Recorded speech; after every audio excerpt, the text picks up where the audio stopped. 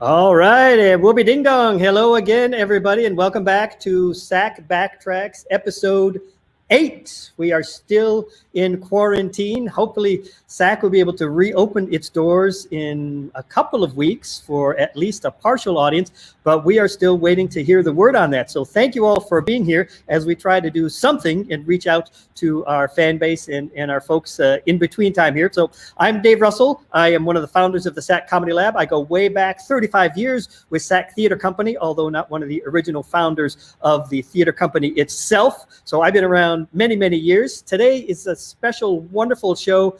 It really chronicles some very important years of SAK when kind of SAK ballooned into a major company, a major corporation, being able to offer full-time work to many people and benefits when we started doing the Disney tour and getting in with Disney. So let me do a little bit of business before we get some folks out here. Once again, this is sort of a fundraiser. We're encouraging people to help us out. You can't come to the theater and buy tickets, so we do have a couple of ways that people can buy tickets to the SAK Comedy Lab. If you go to SAK.com, one of the big things you'll see right on the front page is that little purple square there. There's two buttons on there. There's a donate button and a buy tickets button or buy gift certificate button. So we encourage you to do one of those things. You're welcome to if you have the ability and you can donate. Some folks have just said, hey, here's a little bit of what I have in surplus to help you guys get through this time. That'll be awesome. We really appreciate that. But what we really love to offer is for people to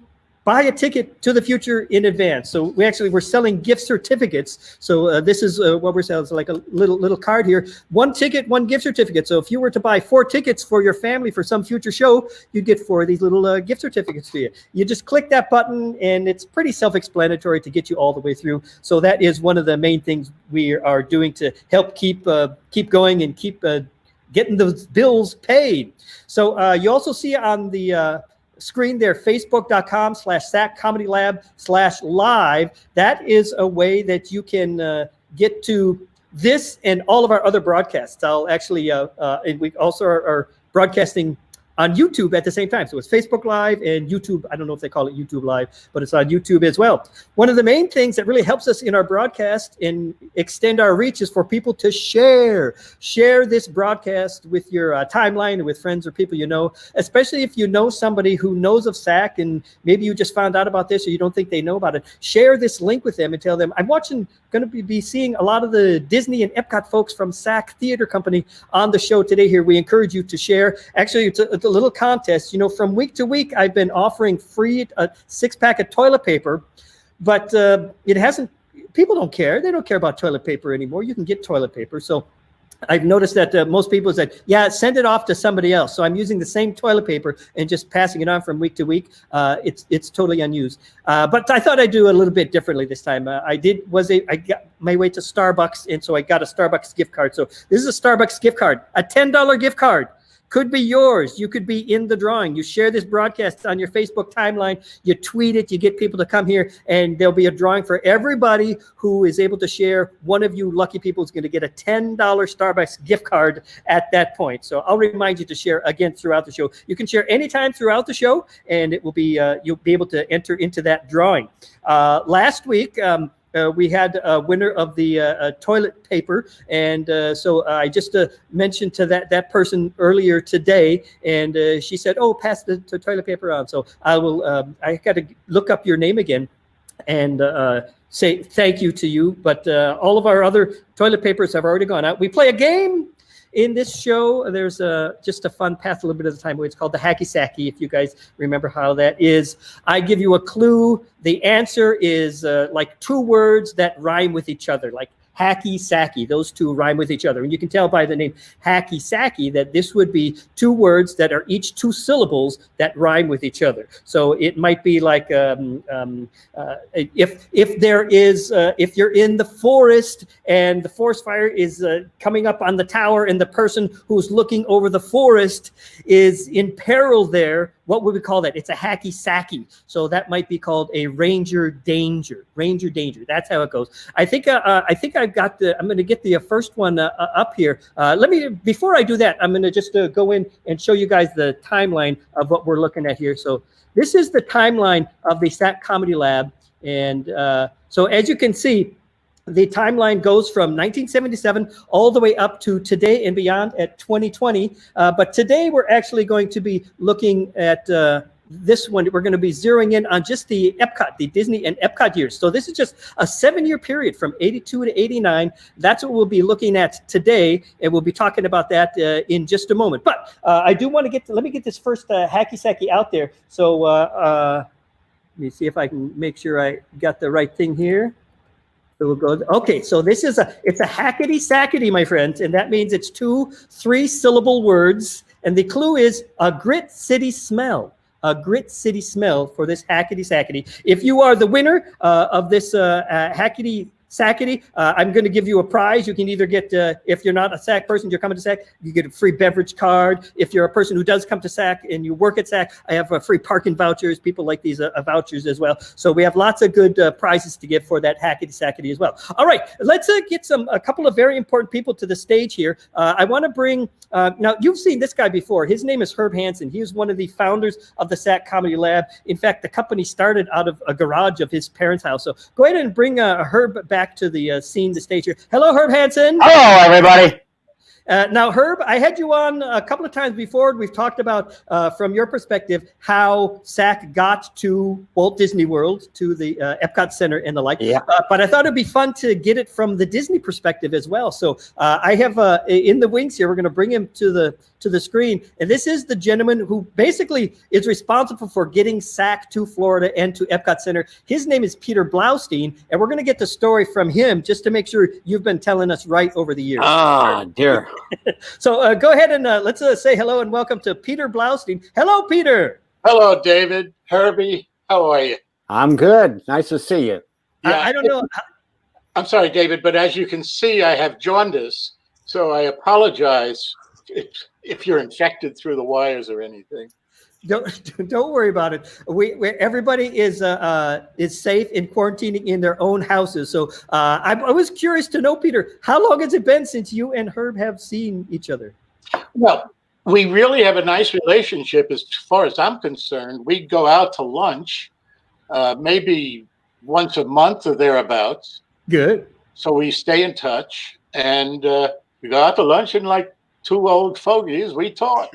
Very good. Well, I'm going to ask you about, from your perspective, kind of what the timeline of what it was like, the origin story of getting SAK to come down to Disney. But I do have to interject. We have a winner for my first hackety sackety. It's Robbie Pygott. It's Tacoma Aroma. That is right. He I thought it would be a little unknown of what Grit City is, but apparently he knows, or he's really good at Googling. So Robbie Pygott answers early every time I do one of these hacky sackies. I got to get one that's tough for him. The only way to beat Robbie Pygott was last week when I had him as a guest on the show, and so he was ineligible to play. But as you can see, he's back to his old tricks. So Peter Blaustein, I believe it happened on the west coast of Florida, on the Gulf Coast of Florida, where SAK was found and recruited. Tell us how you remember finding and securing SAK. Well, I felt that the Italian pavilion at Epcot should have street theater. So I brought in a Comedy dell'arte group from southern Florida, and I put them out in our shopping village, which is called Buena Vista. They did not do well. So I realized that was not the type of comedy that our audience would want to see. So I talked to my show director, a couple of my show directors, and one of them is named Forrest Baruth. Okay. And Forrest came to me one day and he said, over the weekend, I went down to Largo, Florida, to a Renaissance fair, and I saw a great group. Maybe you should see them. I think they might work out. So I went down to Largo and I saw you guys, SAK Theater, and I saw Puke and Snot. And I thought, I'm going to go with SAK Theater. Now, let me just interject here. So people who don't know the festival circuit and the acts, Puke and Snot, a very good, very entertaining act. They had a comedy sword fighting act, kind of Shakespearean medieval theme, but it was a bit bawdy. I think they were very bawdy, as many acts were at the Renaissance festivals. unlike SAK. SAK wasn't really that way. So, so Herb, tell us kind of how this arrangement happened. Did it happen over a week to get from seeing you to contract? Well, I think Peter saw us on a Sunday, and on Monday, Craig McNair and I drove to Magic Kingdom and met these executives in an office overlooking Main Street. I remember it like it was yesterday. I mean, we are so excited, and we met with them, and they said, "Well, yeah, why don't you come to the Disney Village and audition?" So I don't know how long it was between that meeting and our audition, but we had our troupe down and went to Disney Village, what they used to call it, the Disney Village then. And we auditioned with Romeo and Juliet, and they liked it. And so how soon were you contracted in the parks? Well, it was 81 when they saw us, I think. And wait, huh? You're asking me to remember, Dave. That's all right. Peter, do you remember any of this? Well, we opened in 82, and I think you were with us then, Herbie, were you? Yeah, right away. I think you saw us in 81. Yeah, and you came up, and then we had to, what I loved about SAK, and I wasn't putting puke and snot down, by the way. Right. They're great, yeah. It's just the language was rather bawdy for a Disney audience. Right. And by the way, David, your languages up there were not that great either. You glorified the four-letter word a bunch of times. Yes, we let the audience make that connection and suggestion. We didn't throw it at them. So yes, but you're right. Yes, we were probably on the edge. Is it? But anyway, David, what I did was talk to Herbie after I think I watched 2 shows. And my burning question was, can they give me a clean, funny show? And as a matter of fact, that was one of the questions I asked Herb on the spot. I said, can you redirect some of your show to a clean show? Oh, wow. And he said yes, and I wasn't sure, and that's why I needed to see at the Buena Vista Village. I needed to see them perform a clean show and still get laughs. And it wasn't dirty by any stretch of the imagination. Suggestive, maybe a little bit. A little bit, and but I know the Disney audience, and I know the Disney operation. Yeah. And the Disney operation gets excited at the thought of a third world war. So I didn't think it was the proper place for cerebral. So, well, and so I'm going to bring in some of those performances in a minute, but one question between the two of you. Were there any tense contract negotiation elements? Or was it smooth? On my part, I told Herbie I wanted SAK Theater, period. And I then sent him, as I recall, Herbie, to Sonny Anderson. Yeah, Sonny. Yeah, and I said, now you're going to have to negotiate a contract with Sonny. And that's what happened. And he went to see Sonny. And I guess the rest is history, where everything seemed to work out. Well, yeah, I mean, we were used to the fees we got at Renaissance Festival. So when Sonny gave me a number, I tried to keep a straight face and look very serious and disappointed. And I think I added a little bit, and we were off and running. I think one of the things with Peter, I remember, someone mentioned that we were performing in the rain when he watched us. He watched the Romeo and Juliet, and he watched the Big Bear show. And I remember one Christmas or one winter, it was really cold. It was below freezing in the 20s, and we didn't know any better. We were doing our shows, and Peter called me up to the office. I'm going, oh dear, what have I done? Yeah. Oh, and wow. He says, Herb, you guys are still doing shows out on the, and I said, yeah, we sure are. We're doing our best. We're trying to stay warm. He says, well, could you stop? You're making everyone else look bad. So I called up. I said, okay, everyone Stop doing shows today.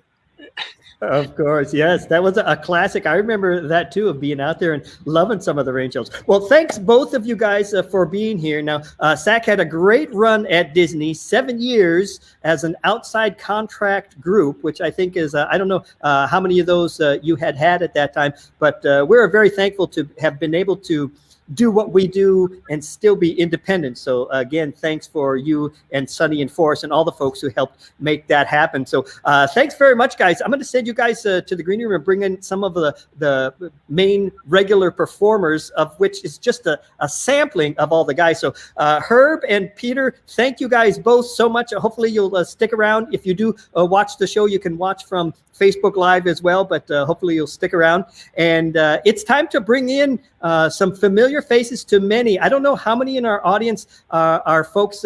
If you remember this time, if you're able to comment, let us know when these faces come up. We also have a very wonderful exercise for all of you who were part of this time in working during the Epcot Disney years. So I'm going to bring in, just go ahead and start bringing them up. I can't even remember who all we got. There's Diana Brune, Rhonda Day Ross, Danny Hartigan, Rick Kunst, and Tim Wade. Everybody say hello. Hello.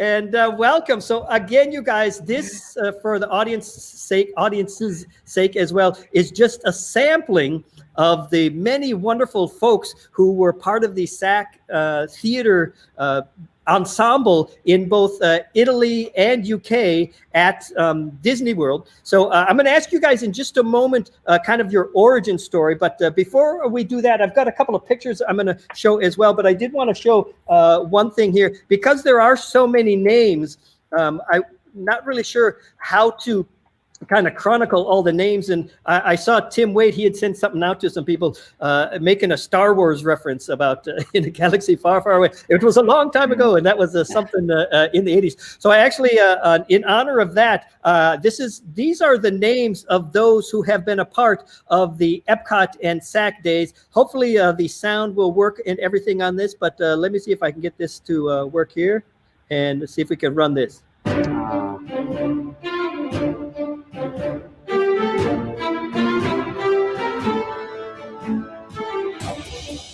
Nita. I'm curious if there's anybody on there go, oh yeah. Oh yeah. Chris Hanson's watching. Oh, yeah, me and Don Schaffhauser. Yes. Me and Don. Michael They have the McFadden. nicest house. Yes. So again, Who's Tim Wade? so again, I hope that this kind of brings back memories of people for you. This was a kind of a bit of a doing trying to get this exhaustive list, and it may not be exhausted. So I've got a prize for any of you. I'm going to apologize in advance if I have missed anybody. I'm totally sorry about that. But if you guys or anybody who's watching remembers anybody who's not on this list, I want you to bring it up so that I can make sure before this list becomes official that we will get them on that list. But if you guys think of somebody, there'll be a special prize for you as well. So, all right, we want to get to now kind of you guys telling your origin stories. And we got to make them a little quick because we could just be all night on this one segment. But just where'd you guys come from and how did SAK find you? I know some of you have the Lambs Players connection. So I think I'm going to start with Tim and Danny because you kind of go back that far. And again, I apologize if anybody else has a Lambs connection I don't know about. But let's start with Tim Wade, and tell us how you got to SAK and how it all began for you. Well, it was back in August. Danny Hartigan and I were going across the tundra in a Conestoga wagon and preaching the gospel. I started in the Lambs Players in 1976. And Herb and the group that formed SAK had just left, basically. We kind of just waved as they left town. And so that's how I knew Herb, got to know him, and Burnell, and eventually Terry and others. And then one time when I was trying to make a living, me and Cindy Hasty Town, trying to make a living as an actor, there was none. So I called up Herb and said, "What's the SAK theater thing you're doing? And are you paying?"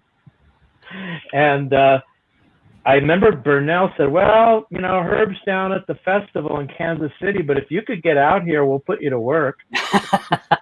And so you made your way to Kansas City. And so I didn't realize it goes all the way back. You were with SAK almost 6 years before the Epcot started. So yeah, we actually made ourselves we got to Minnesota, stayed at Herb's house, learned the rope ladder, all of that, performed it at the Minnesota Fair. And then Craig showed up, and we all got in a bucket and drove to Maryland and did the first Maryland Festival. So that was the very beginning of my SAK experience. So, Tim, were you at Disney when in the first October of 1982 shows? Were you in the first Epcot troupe? No. Why would you bring that up? It's okay if you were there long before I was. I just trying to get this timetable straight. So let's move to Danny. And Danny, a similar story, I'm assuming, but tell us about you. Yeah, very similar. Tim and I had a very parallel career. I started in Lambs Players in 1974, right out of high school, and I was with them for about 2 years, and then I left, and then I ended up coming back. And that's where Tim and I first met, and we worked together in the mime troupe. And I was with them for another 3 years. And then, as Tim said, you know, we kind of went our different ways. And when Tim started working with SAK at the Renaissance fairs, again, when he was hired, I called Tim up after he called Herbie up, and I said, "Hey, Tim, what's this SAK theater thing that you guys are doing?" Oh, nice. So I auditioned at the San Diego Renaissance Fair in Balboa Park and ended up performing there.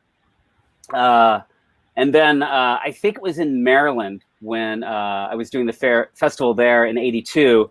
And I think it's, if I remember correctly, Maryland is kind of in late summer. And that was when I think SAK had basically gotten the job and they were starting to hire people. But I think Tim and I started about the same time. We came in about a month after the initial troops were hired. So we came in about, I think, I remember driving from San Diego to Orlando, I think in like early November to start with SAK Theater. Of '82. Wonderful. I'm going to pop up right above you in the Brady Bunch matrix here to Diana. And what year, are you from Florida, Di? No. Okay. Where are you from? Where are you from? I've always wondered that.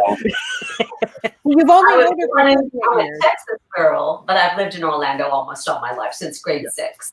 Okay. And so what's your story for getting into the SAK fold and coming into the Epcot ensemble? So my story is in 1982, I was doing at the old Once Upon a Stage, the show How to Succeed in Business Without Really Trying. And while performing there, and I still have it. Well, you brought visual in. A notice for SAK theater auditions. This ad was 2 3/4 inches by 2 3/4 inches. This is the ad right here. Oh my God.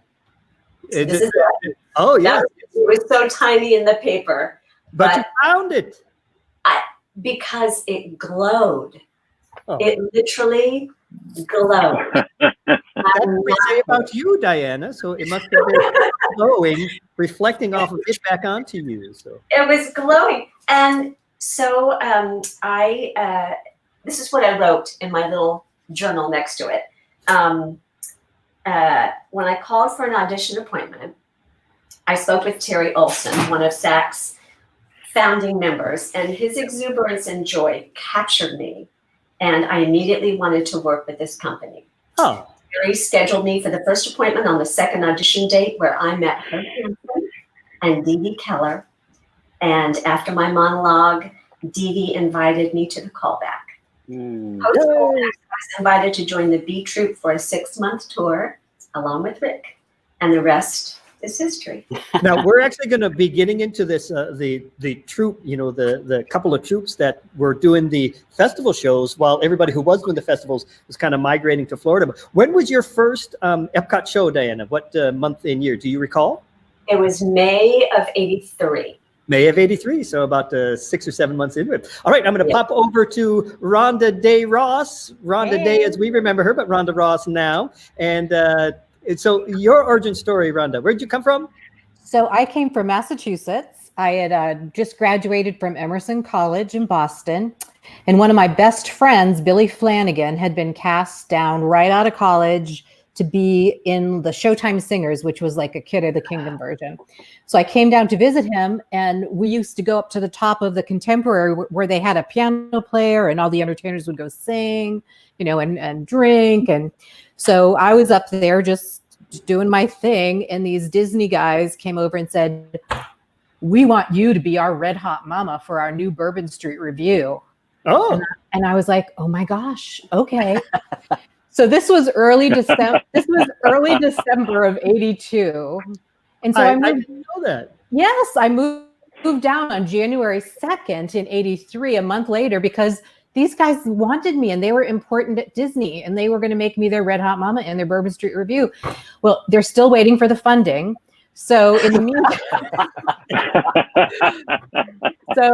meantime, I saw SAK Theater and I was like, well, I can do that. That's awesome. And I went and auditioned, and I was told, I was doing stand-up comedy in Boston at the time. So when I auditioned, I was told, you know what, we don't want stand-ups. We need actors who are funny and who can connect with people. And I said, okay, can I audition again? So I went and auditioned again, and I got in. And as a matter of fact, Diana and I were in the same rehearsal group.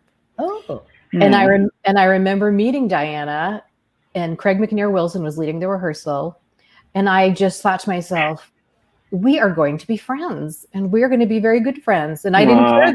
And I didn't care that she was going off on the road doing some horrible festival. So lifelong friends. Rhonda, I don't know if you saw, we popped up a comment there from Michael Mcfadden, who was another SAK alumni from these Disney Epcot years, and he actually said that he performed in Filings with you at a time. Yes. Well, was he doing stand-up as well? No. This was with SAK. So Disney said was doing a Target Market tour. And they said, hey, would you guys do a children's show, or would you guys go? And it was to Boston. And so Herbie or Terry or somebody said, well, Rhonda likes kids and she's from Boston. We'll have her write something and send something. And so those were the years that we did the Pinocchio and the Snow White and a couple of dwarfs on the road. I think I sent some photos of that. Let me see if I can find that around here somewhere. Yeah. So, Danny, you're in the photos, by the way. Because we worked on those shows together and developed those. That's Danny how I like him.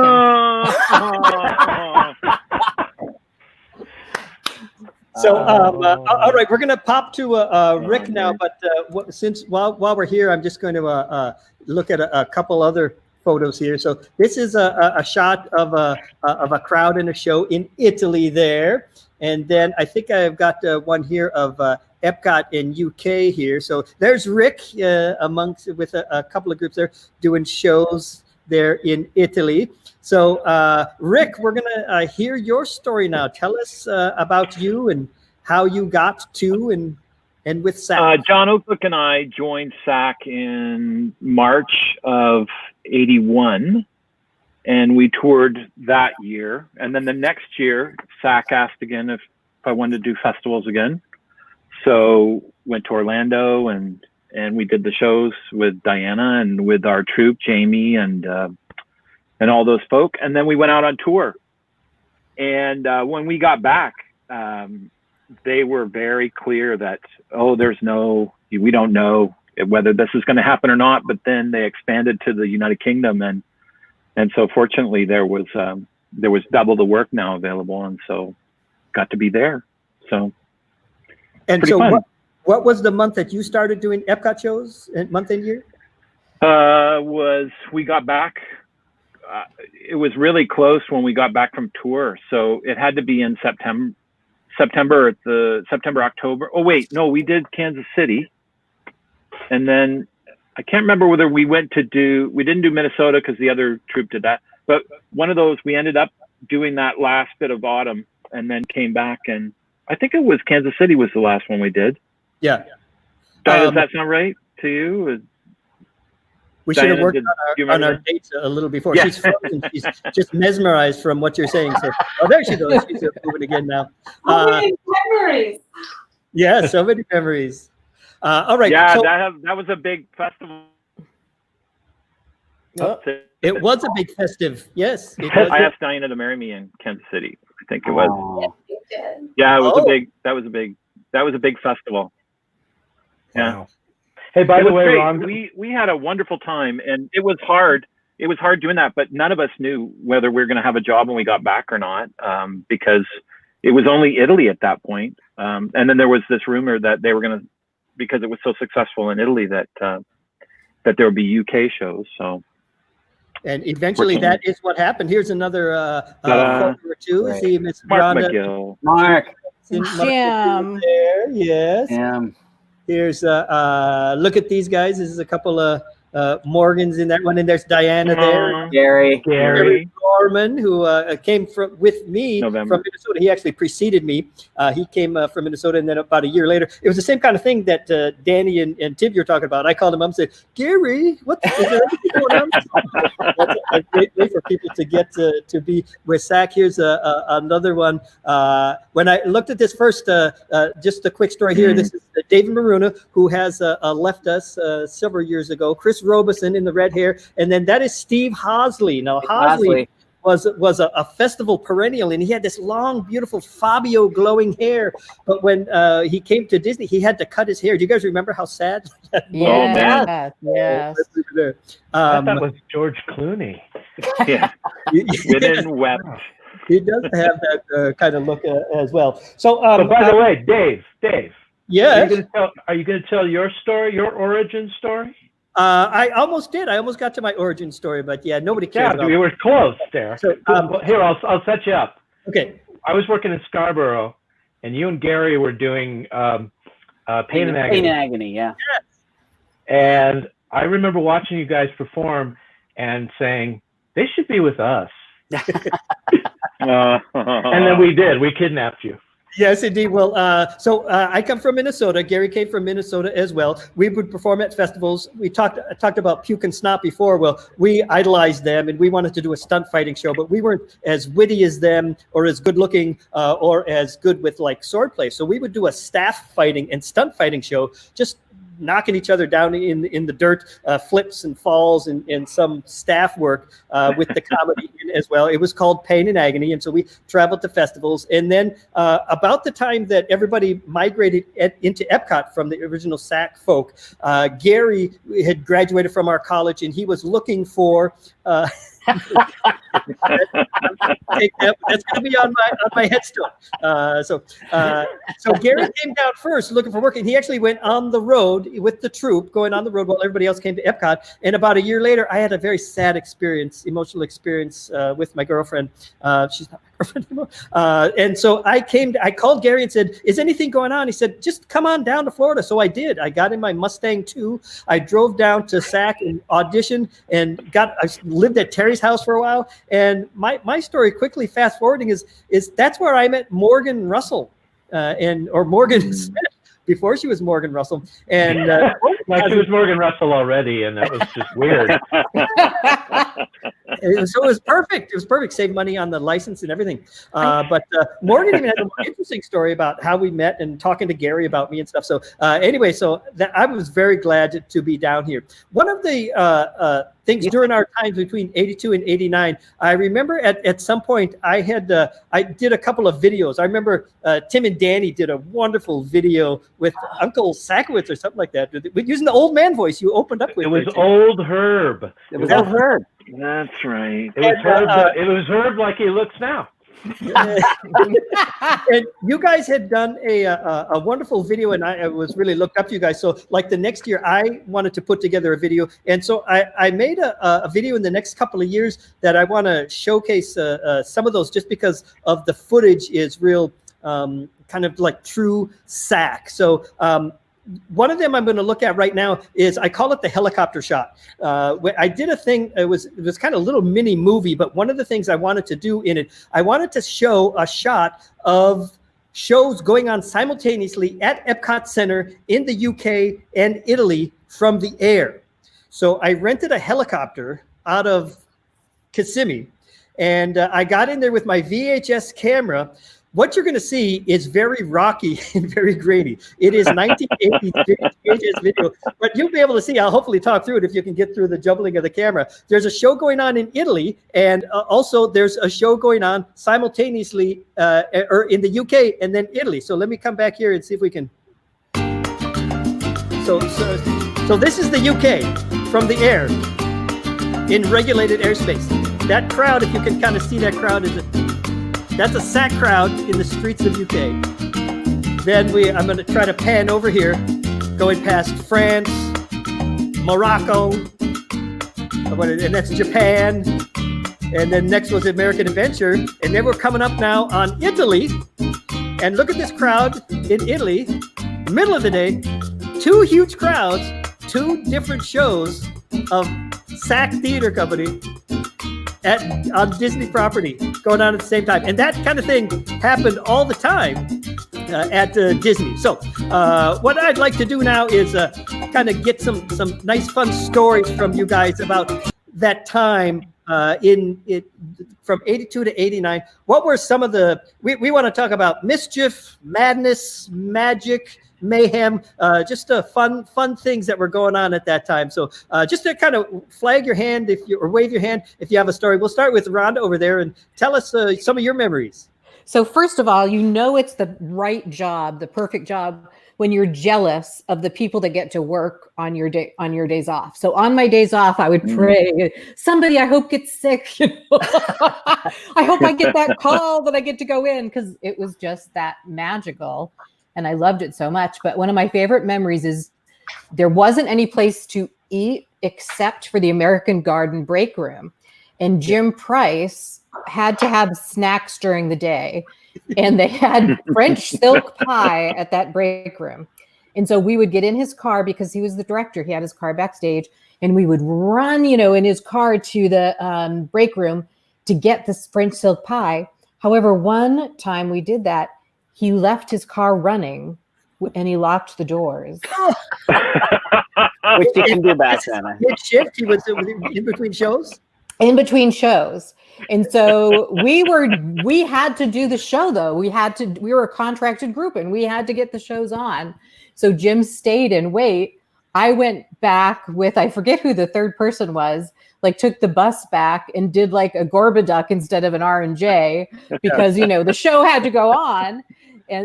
But all for the French silk pie. Oh my goodness. The thing that I loved about us, and Herbie kind of mentioned it earlier, is that because we were contracted and we felt this great responsibility, we did shows no matter what, no matter how hot, no matter how rainy, no matter how cold. Yeah. I do remember them encouraging us, don't go out in the rain, because then everybody else is going to have to. But I always enjoyed those shows because the audiences are so thankful. So in just a moment, I saw that Danny had his hand up. I'm going to come to you in just a second, Danny. But I want to remind people to share again. You can still win this Starbucks card if you share even now during the show. We're still only about halfway through. Let people know you're having a good time watching the show here and get on there. I'm also going to bring up another. We had a winner on that hacky sacky. So let me bring this one up. Yes. So here's this next one here. This is a hackety sackety. So that means this is 2 3-syllable words. And as you can see on the second word, it's actually 2 words that make up the 3 syllables. I hope I'm not getting this too complicated. But the clue is Abby's superlative old maids.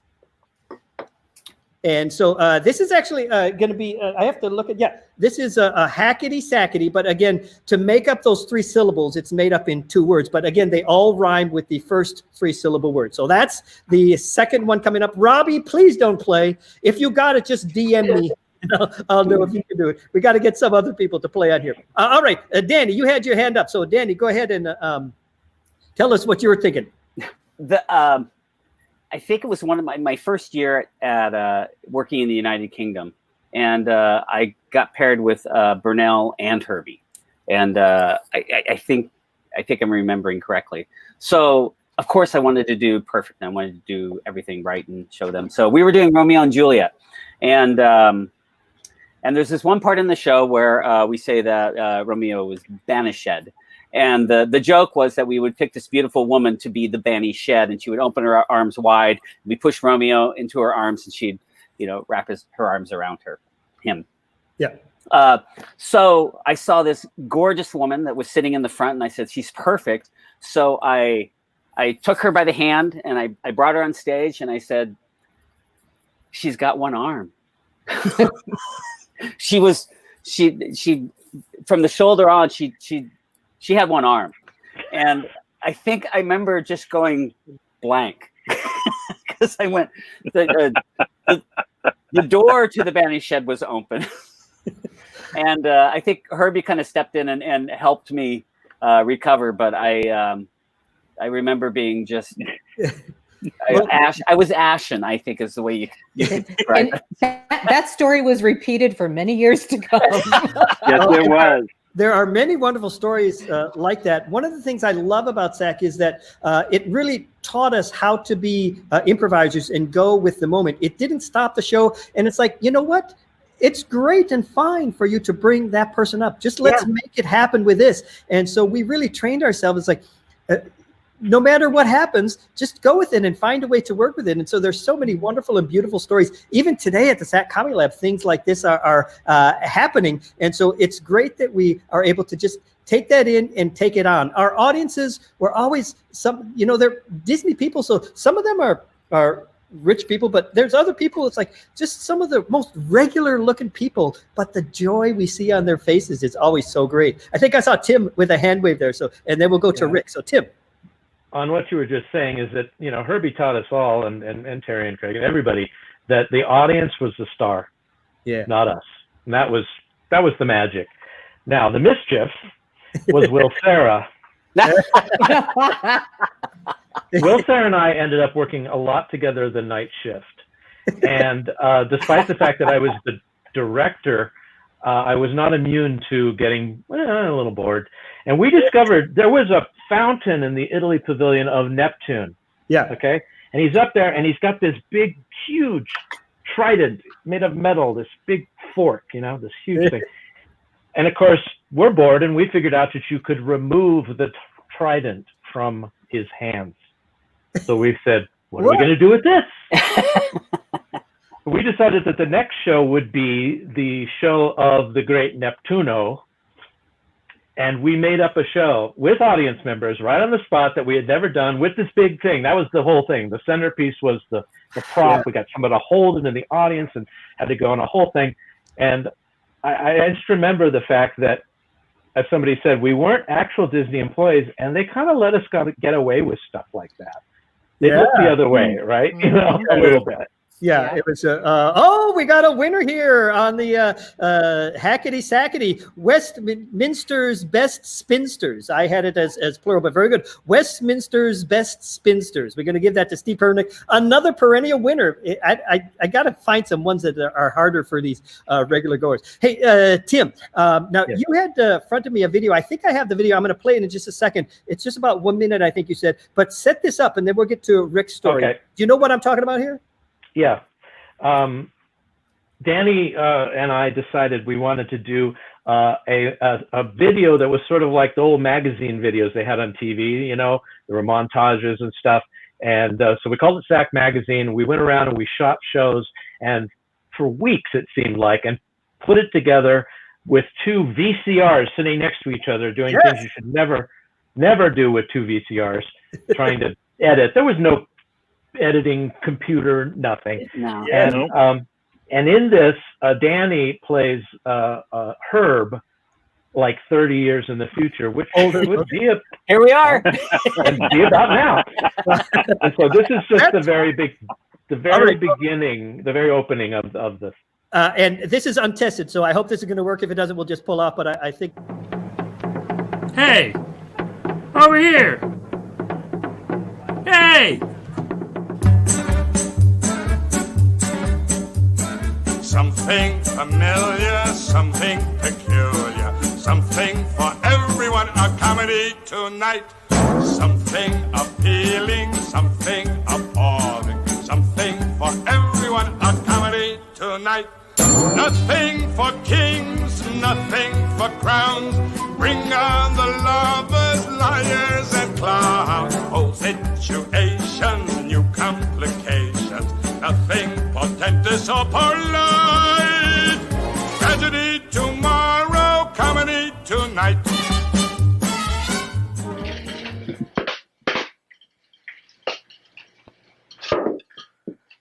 Oh, hello. My name is G. Herbert Hanson. You can call me Glenn.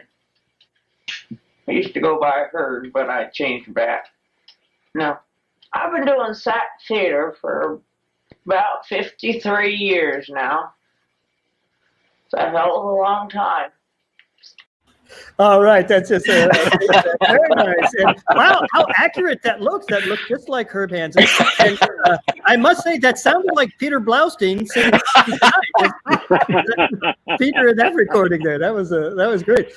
So very nice. So now when I'm seeing that, Tim, it's like I remember. Yes, that's exactly the inspiration that I had when I think I put one together the next year. The Lean on Me. Yeah. And Lean on the dangers of one. But just fabulous stuff. And thanks for doing that. And I love the images you have of the shows. I'm going to share a little bit later from the audience's perspective, because when I did mine the next year, I really wanted to get some audience reaction. So most of my shots were of the audience watching our show as opposed to our show. So I'll show a little bit of that in a little bit. Rick, we're going to pop over to you over here. You had your hand up. I hope you can remember what you were going to say. I can.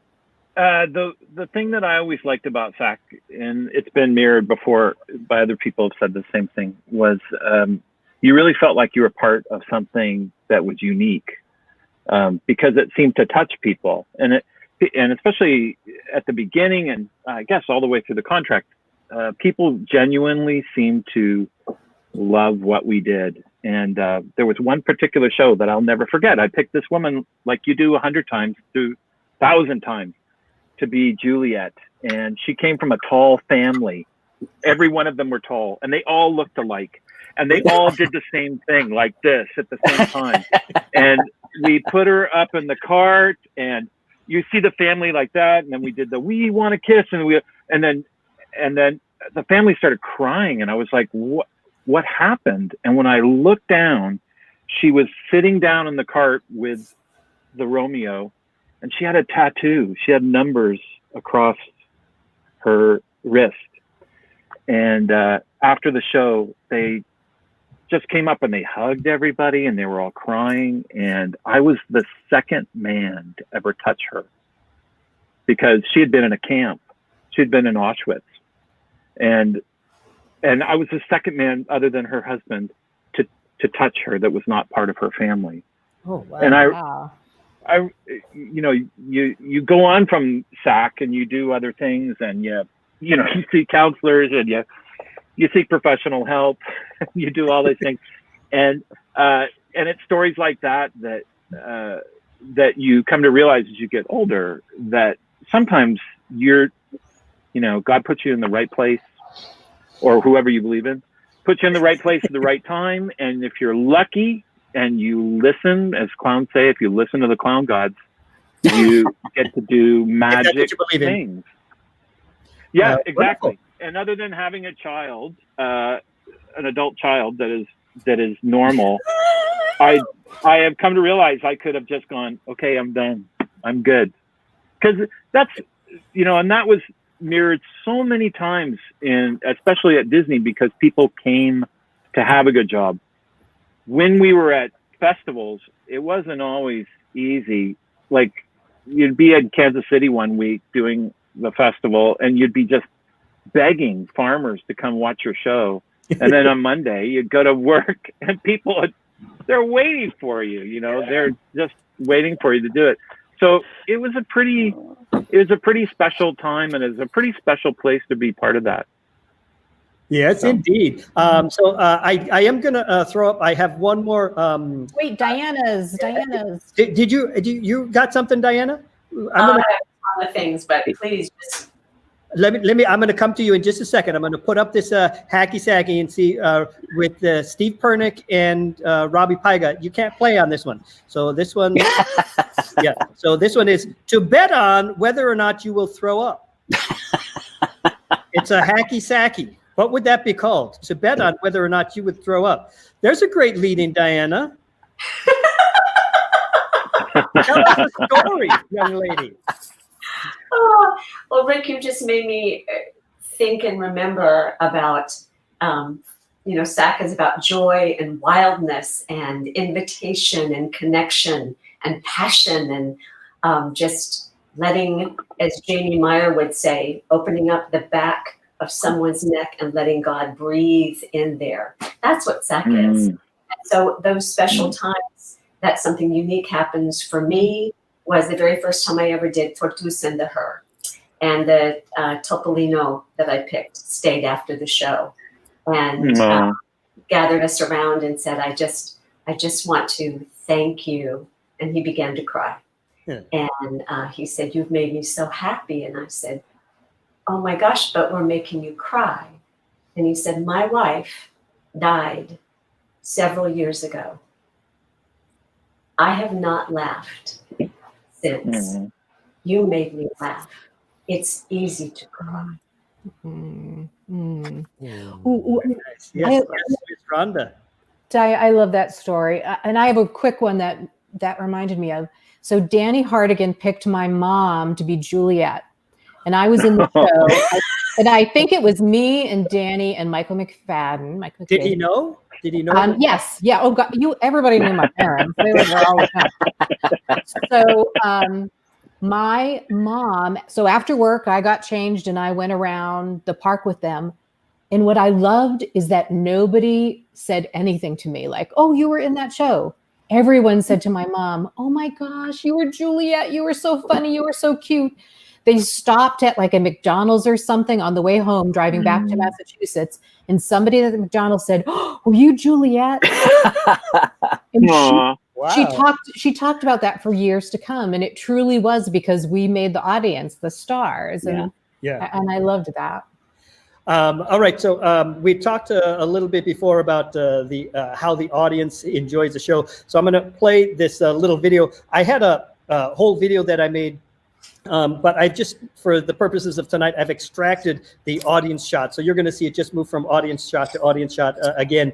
And then, of course, at the end, over the years, we have lost several of our wonderful SAK Theater alum. So there's a little memoriam at the end for that. But let's see if we can get this to go here.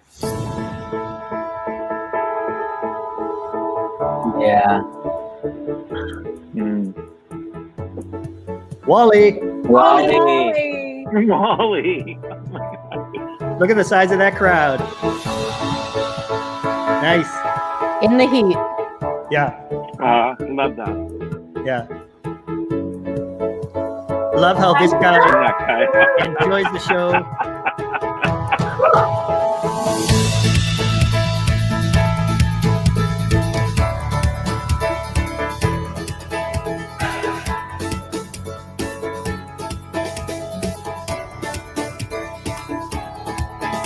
Our friend Bill Logan. Bill.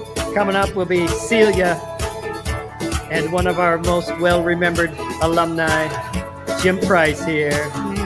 Hey, Jim. Yeah.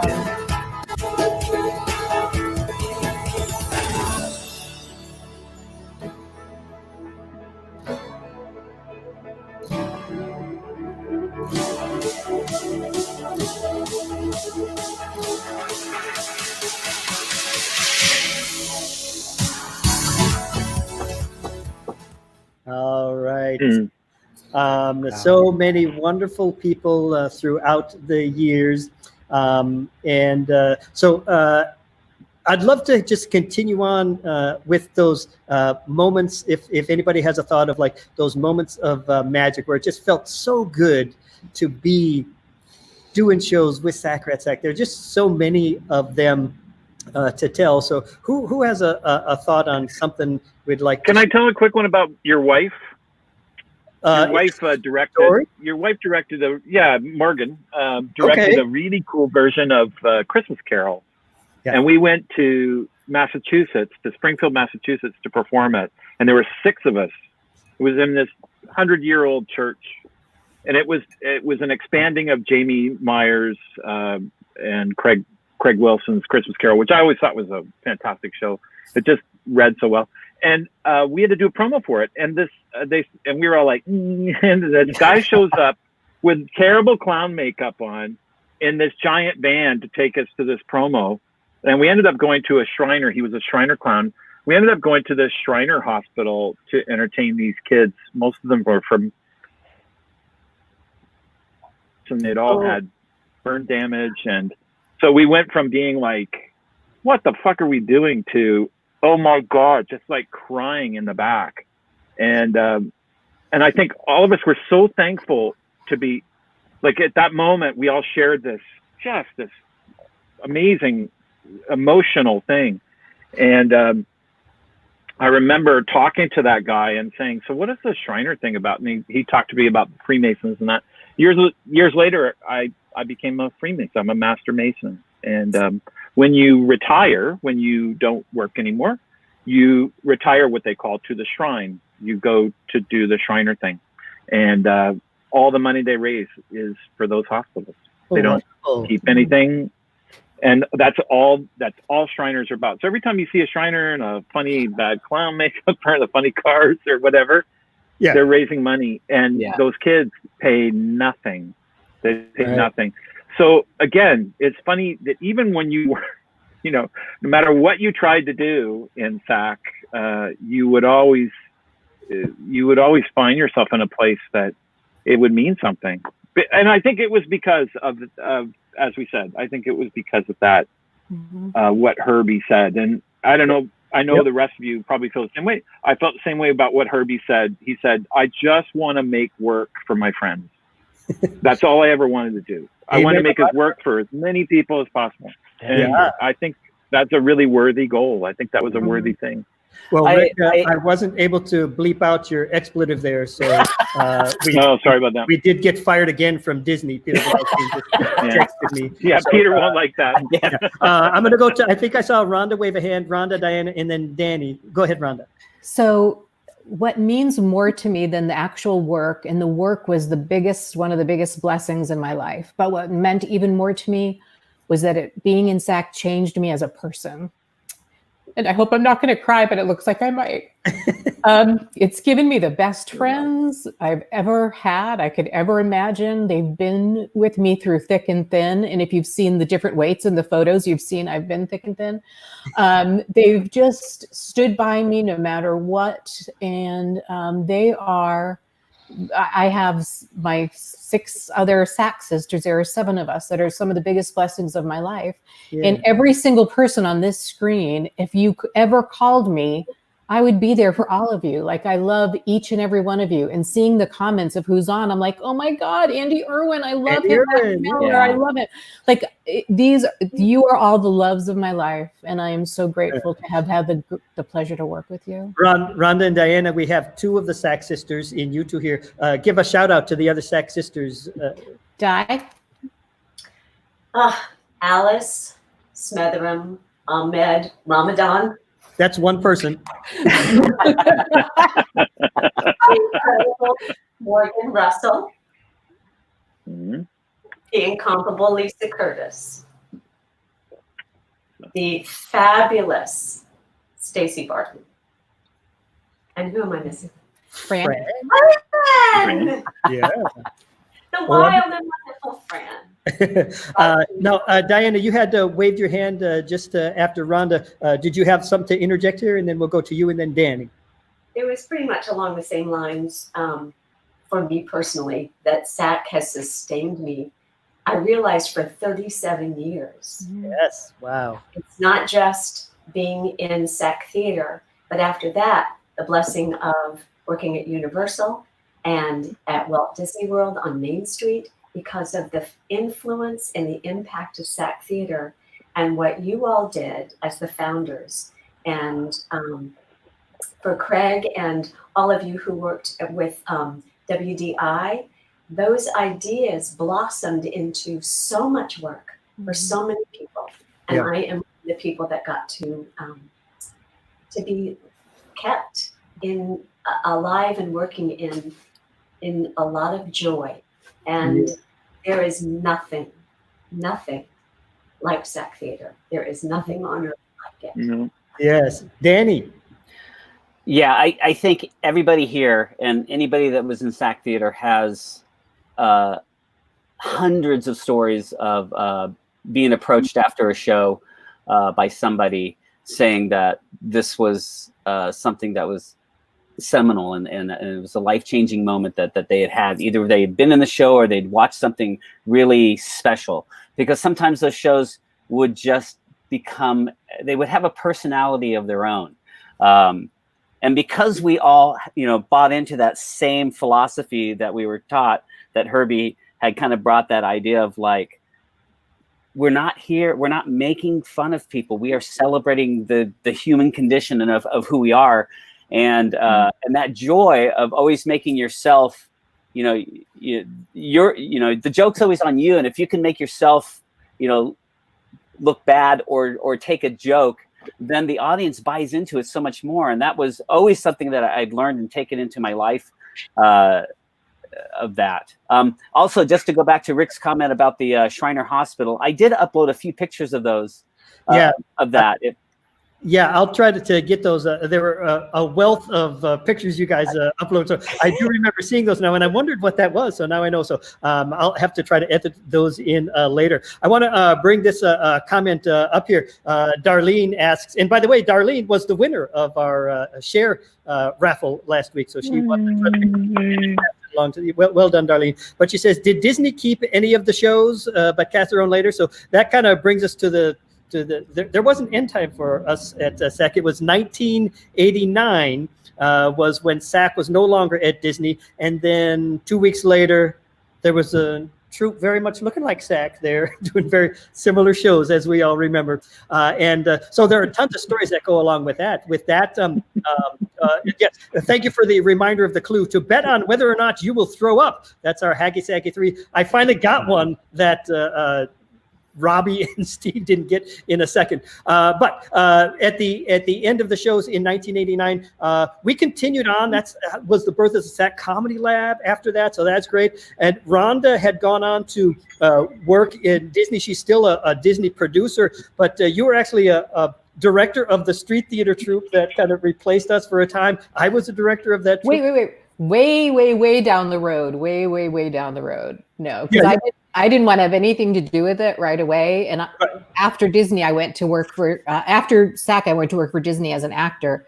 Yeah. And then I became a show director, and years and years and years down the road, I went in, and my goal was to help make it be more audience friendly. It had become kind of actor focused and not audience focused. And so I actually had the opportunity to follow you at that time to direct them for a while too. And I found some of the things, it's tough, and I really understand kind of where they were coming from, but it was really a different mindset for us when, we were doing the shows. And as somebody had said, that Herb says, make it about the audience. It was so much about the audience. But I do remember, and Danny actually reminded me, we had our last show, I can't remember the exact day, but our last show at the, Danny, you and I were in the show. Is that what you told me? You and I did the last show. This is that's Andy Anthony, another one of our wonderful alumni. But this is after the show. Some of our SAK folks coming up there onto the stage with us, and here's just a couple of quick photos of it. Danny, do you remember that on the right? Were we like some kid or something? I have no idea what that picture is. Oh, I do. Very strange. And but this is the thing I wanted to comment on. This was like, even up till the bitter end, it was just so joyful and joyous all the time. And we had a joyful time there and a joyful ending there. In our last few minutes, we've already gone overtime, but I would love to, if anybody's got more to share about the joy of SAK and some joyful stories. The words that resonate with SAK, kind of our mission statement and value words, are truth, excellence, and joy is a very important part of that. So I want to leave on some joyful stories. So I see Tim White has a thought there. So so Tim, you go ahead. I just want to say that that time period was magical, and I don't use that lightly. There have been times in history, like you know, the 60s and the music and all of that stuff that happened, and it happened only at that time. And at a much smaller level, but a much more, just as meaningful to me anyway, was that during that 7 years, the amount of creativity that was focused in Orlando, Florida, with people from all over bringing to bear their own, what you say, joy and laughter and imagination and all that, and then spreading it to so many people. I don't know the exact numbers, but there was a point when we were doing shows all over Disney property at the same time. You know, we had the I-B4E robot show in Future World, and we had the shows in Italy and the shows in UK and all of these different things at any given time. Oh, there we go. There's I-B4E and the Mr. Intelligence. So at any given time, there were hundreds of people laughing and having an awesome time because we were having an awesome time doing that. And it was special. And we joke about this, but there are people like Diana all over the country with scrapbooks that have pictures of their family and us standing there. And they came up and they said, can you take your picture with me? And I'd always say, well, it's easier with a camera, but okay, I'll try. And it was just, and then they have that forever, and so do we. Wonderful. I'm going to see who's got the next story to tell, but also I got to give a clue. I think I finally got one that's going to be tough for these people. I see a couple of things in the comments. Somebody saying danger wager. That's not it. Side bet vomit. That's not it either. I want you to think of for one of the words. For one of the words, it's one of the anonymouses. One of the anonymouses will be a good clue for you to zero in on one of the words. If you can remember your anonymi. That might help you to find that. Again, John, if you can bring that reminder up for to bet on whether or not you will vomit, I think was the clue for that. It's a hacky sacky. That one is, yep, it's a hacky sacky. More thoughts on joyful times. Who would like to share the next bit? Danny. I'll just, and generally speaking, I think, Diana, you touched on it with the SAK sisters, but the Tim, you mentioned the magic, but the community that we formed in Orlando was just phenomenal, and it was something I always go back to in my life of the friendships that I formed and the people that I met and the people that I loved. It was phenomenal. We would get together for these like crazy parties. I mean, we loved just being together. I remember doing nerd parties and wild things, but they were like massive gatherings of all these SAK people, some that had come from Renaissance fairs and some that were working at Disney, all together, and we would just have these giant parties and enjoy each other. Yes, go ahead. Yes, that reminded me of when you talked about the parties, Danny. I remember being brand new to SAK. I really didn't know anybody. I wasn't a Christian, and everybody else was very Christian-y. Yet people were so accepting of me and to me. And I lived far away, and I didn't have a car at that time. Yet this couple that I didn't even know, Tammy and Timmer Van Zalen, they offered to pick me up and drive me to the party and bring me back just so that I, the new kid on the block, wouldn't miss out. I mean, and I thought, who are these people that are so lovely? And remember the SAK company, we had a company meeting on, I think, Tuesdays or something at 8 a.m, which wasn't my favorite time of day. Anita loved it. Yes, Anita Goodwin loved those meetings. But I think we all loved the company meeting around Christmas time when we went in and everybody had a bag with their name on it, a paper sack with their name on it. And does anybody want to tell what was in the paper sack? I remember some of them. Yeah. There was Susan B. Anthony dollars one year. I remember that was awesome. That's like three of them. Yeah, Susan B. Anthony, one for every day that you had worked that year. Wow. I only worked 3 days that year. That was a bad year. Unbelievable. Do you guys know, a little trivia question, anybody know the date of the last SAK show performed on Disney property? What do you think it was? What year do you think that was? It was 1989. That is not correct, sir. Yes. Oh, the last SAK show performed on Disney property? The last show performed by SAK on Disney property. Oh, I know. So here's where I'm going with this one. When we had the 30th anniversary of SAK, so SAK started in 1977. This would have been in 2007. The Comedy Lab was already open at this time, but we invited everybody back on the property over there on Amelia Street where we had the SAK Comedy Lab. We had people doing SAK shows out there. We had bands. We had a lot of good things. But during that time, during the 30th anniversary in 2007, a couple of our guys that everybody will remember, namely Terry Olson and Andy Anthony, My God. went to Disney, paid their ticket to get into Disney. In their backpacks, they had their costumes. And so in 2007, that was the last. They commandeered the Italy area, and they actually did a show in Italy for many of the people were us, but they had actual audience members. So this was actually the last show. Again, I'm showing all this stuff that Peter Blaustein is going, what the heck? You can't believe it. Get the police on these folks. So yes. So in our hearts, we're still continuing to have fun there at Disney and on Disney property. Last week, the show was about the crossover with Disney, with Comedy Warehouse and Adventures Club. It really is a tight-knit community between SAK and Disney on several levels, several accounts, both on performing, but writing and directing and just friendships and people pairing together to do other kinds of programs and plays and in the theater, all kind of stuff. So we're just about out of time here, but I do want to just check in with you guys if there are any final thoughts. Anybody has anything they're really itching to say or get in there? This is the opportunity to, we have had a good time here. This is another one where it's like, gosh, this could go on for a couple of more hours. So apologies that this hour does go so fast. You are some of my favorite people in the world. Danny, I am. Same thing, exact words. Yes, indeed. Well, I'm going to thank you. I'm going to kind of close off the show in a little bit, but I know we still have back in the wings our friends Herbie and Peter. So I want to say thank you to them for being with us and joining us. I've got a couple of closing things to do, but I did want to get a nice goodbye from all of you. Thank you guys very much for being on the show, and we'll be in touch. Thank you guys very much. I also want to bye you guys. Everybody wave bye-bye, and I'll be back. Can we thank all the SACtors that are watching? There are so many SACtors names that are watching. Yay. Come through. So yes, thank you all for watching.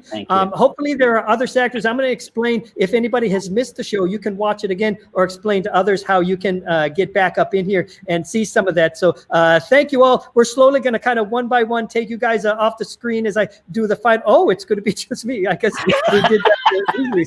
So long, everybody. Thank you guys so much for being here. Ladies and gentlemen, again, want to thank you all for being here and being here with us for this time. We've had a great time here. I do want to remind everybody, I'm going to come up, you can see it's available on YouTube or Facebook Live. I'm going to come up with this thing here. If it says, if you go to SAK.com/live,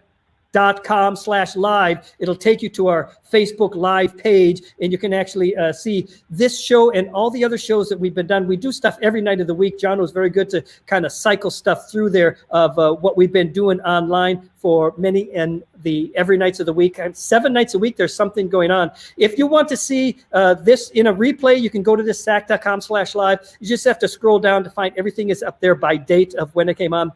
Monday nights, it's our monthly check-in. Tuesday nights, there's something going on. As you can see, what do you mean? I don't even know about this one. This is going to be new this Tuesday. Wisdom with Walden, Brett Walden. On Wednesday nights, he's been a regular fixture. Isolation Happy Hour. Rob's got his show spot on Thursday night. Friday switches around again. It's Amanda and Emily sometime. This Friday is going to be Free Daps with the show again. Saturday, you can see your friend Robin with she's doing a virtual date night on Saturday. So that's going to be another great one. Bracket Brothers is on Sunday. Again, I don't even know what that is. I'm going to have to tune in myself and see how that is. And once again, yes, I am not as good looking as Puke and Snot. Thank you all for being here. On behalf of all the SAK people over the years, I wish we could have had everybody on so we could see everybody's face and hear everybody's stories. We'll have to try that a little different another way some other time. So thank you all for being here. We will see you next week, 8 p.m. Eastern Daylight Time for the next SAK Backtracks. Next week, I think we're going to be looking at during this time when everybody kind of migrated to Epcot, we still had people. We had to bring in some new people to be on the road. My partner, the best man at my wedding, and my partner in crime for Pain and Agony, Gary Rohrman, was one of those folks. So we'll have he and Steve Hosley. Rick, I think you and Diana were in that as well. So we'll have some people on to tell you about how they kept going on the road while everybody was at Epcot. And of course, eventually they all ended up at Epcot too, which is great. John Valinas, can you come to the screen for a big thank you? Thank you. John Valinas. No, I'll say thank you. You don't say it. I got confused, Dave. We want to thank you, John Valinas, because pushing all those buttons, this is a crazy, hectic live stream with all the things that I have tried to go on in here. So, you keep it challenging every time, Dave, but it's worth it, and I love working with you so much. You have risen to the task once again, John Valinas. You have passed and surpassed. So thank you, John. I love you very much. Yeah. And from the bottom of our hearts here at SAK, keep taking care during this quarantine time. We love you all. John, I think you have the credits to roll, so I'll leave it in your capable hands.